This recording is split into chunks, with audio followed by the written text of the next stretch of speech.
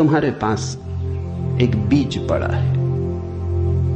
जब तुम बीज को देखते हो तो इससे पैदा होने वाले फूल की कोई भी तो खबर नहीं मिलती।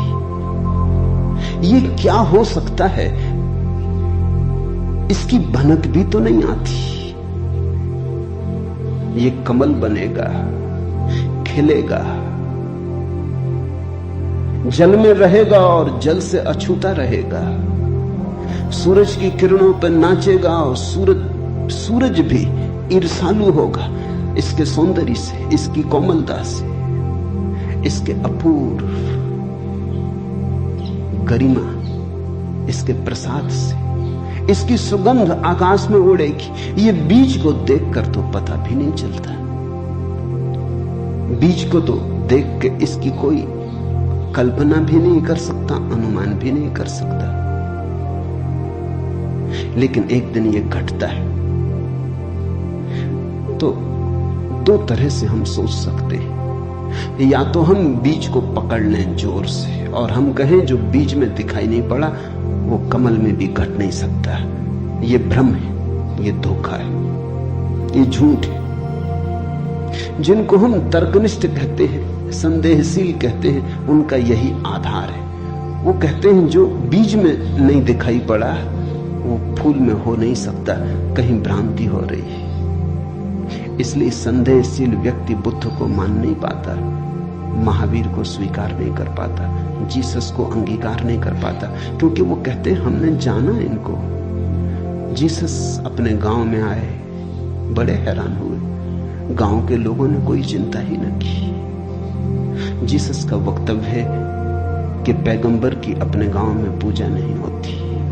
कारण क्या रहा होगा, क्यों नहीं होती गांव में पूजा पैगंबर की?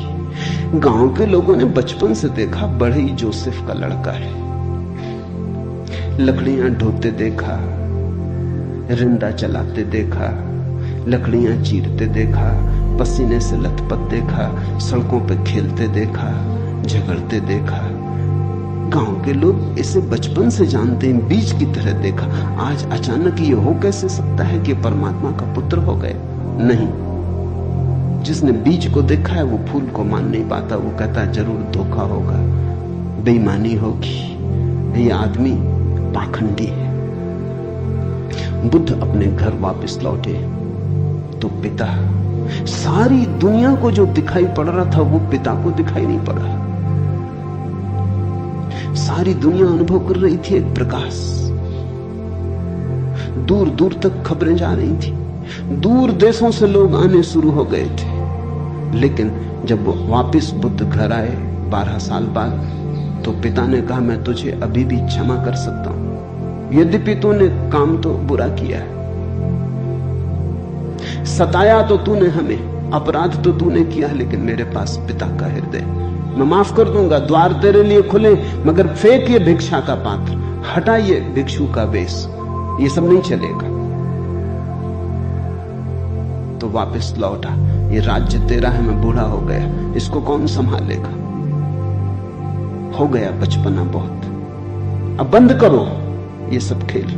बुद्ध ने कहा कृपा कर मुझे देखें तो, जो गया था वो वापस नहीं आया है, ये कोई और ही आया है। जो आपके घर पैदा हुआ था वही वापस नहीं आया है, ये कोई और ही आया है, बीज फूल होके आया है। गौर से तो देखो। पिता ने कहा तू मुझे सिखाने चला है। पहले दिन से जब तू पैदा हुआ था तब से तुझे जानता हूं।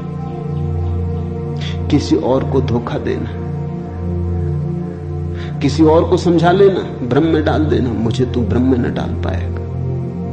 मैं फिर कहता हूं, मैं तुझे भली भांति जानता हूं, मुझे कुछ सिखाने को चेष्टा मत कर, क्षमा करने को मैं राजी हूं। बुद्ध ने कहा आप और मुझे जानते हैं, मैं तो स्वयं को भी नहीं जानता था, अभी अभी किरणें उतरी हैं और स्वयं को जाना। क्षमा करें, लेकिन ये मुझे कहना ही पड़ेगा कि जिसको आपने देखा वो मैं नहीं हूं, और जहां तक आपने देखा वो मैं नहीं हूं। बाहर बाहर आपने देखा, भीतर आपने कहां देखा? मैं आपसे पैदा हुआ हूं, लेकिन आपने मुझे निर्मित नहीं किया। मैं आपसे आया हूं जैसे एक रास्ते से कोई राहगीर आता है, लेकिन रास्ता और राहगीर का क्या लेना देना। कल रास्ता कहने लगी कि मैं तुझे पहचानता हूं, तू मेरे ही से तो होकर आया। ऐसे ही आप कह रहे हैं, आपके पहले भी मैं था, जन्मों जन्मों से मेरी यात्रा चल रही, आपसे गुजरा जरूर, ऐसा मैं औरों से भी गुजरा हूं, और भी मेरे पिता थे, और भी मेरी माताएं थी, लेकिन मेरा होना बड़ा अलग थलग है, कठिन है, बहुत अति कठिन है। अगर बीज देखा तो फूल पे भरोसा नहीं आता। एक तो ढंग है अश्रद्धालु का, तर्कवादी का, संदेहशील का, कि वो कहता है बीज को हम पहचानते हैं तो फूल हो नहीं सकता, हम कीचड़ को जानते हैं, उस कीचड़ से कमल हो कैसे सकता है, सब गलत, सपना होगा, भ्रांति होगी, किसी मोहजाल में पड़ गए होगे, किसी ने धोखा दे दिया, कोई जादू, कोई तिलिस्म। एक तो ये रास्ता है, एक रास्ता है श्रद्धालु का, प्रेमी का, भक्त का, सहानुभूति से भरे हृदय का। वो फूल को देखता है और फूल से पीछे की तरफ यात्रा करता है। वो कहता है जब फूल में ऐसा सुगंध हुई, जब फूल में ऐसी विभा प्रकट हुई, जब फूल में ऐसी प्रतिभा, जब फूल में ऐसा कुंवारापन दिखा, तो जरूर बीज में भी रहा होगा, क्योंकि जो फूल में हुआ है वो बीज में न हो तो हो ही नहीं सकता।